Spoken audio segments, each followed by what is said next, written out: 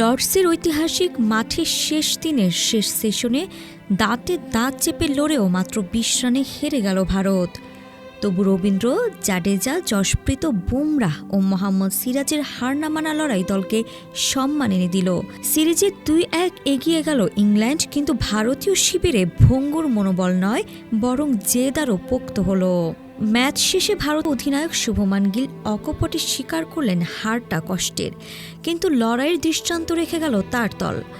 Mic আথারটনের প্রশ্নে শুভমান বলেন, জাডেজা, বুমরাহ, সিরাজ যেভাবে লড়েছে তাতে আমি গর্বিত।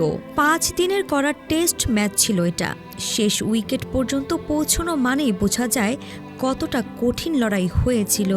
ওয়ালটন এখন দেশের সীমানা পেরিয়ে পৌঁছে গিয়েছে ৫০টিরও বেশি দেশে। ওয়ালটন, ঘরে ঘরে, বিশ্বজুড়ে। তবে পরাজয়ের পেছনে দায় স্বীকার করতেও দ্বিধা করেনি শুভমান। তার মতে ম্যাচের মোড় ঘুরিয়ে দিয়েছিল ২ বড় ভুল: টপ অর্ডারের ব্যর্থতা এবং প্রথম ইনিংসে লিড না নিতে পারা।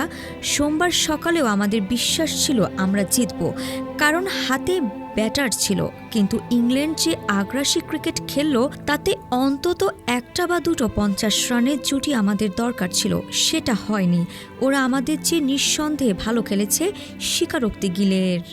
প্রথম ইনিংসের প্রসঙ্গে তিনি বলেন, ৮০ থেকে ১০০ রানের লিডই যথেষ্ট ছিল, কারণ পঞ্চম দিনে লর্ডসে ১৫০ থেকে ২০০ রান তাড়া করা বেশ কঠিন, কিন্তু আমরা সেই মঞ্চটা তৈরি করতে পারিনি। চতুর্থ দিনের শেষ ঘন্টায় যেভাবে শেষ দুটো উইকেট পড়ল, সেটা মোটেই হওয়া উচিত ছিল না।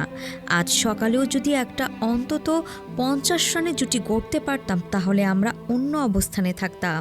তবে সিরিজে পিছিয়ে পড়লেও আশাবাদী শুভমান গিল। তার স্পষ্ট বার্তা, স্কোর কার্ড সবসময় ম্যাচের গভীরতা বোঝায় না। আমরা ভালো ক্রিকেট খেলেছি, লড়েছি শেষ পর্যন্ত। পরের ম্যাচে সে লড়াই আরও ধারালো হবে।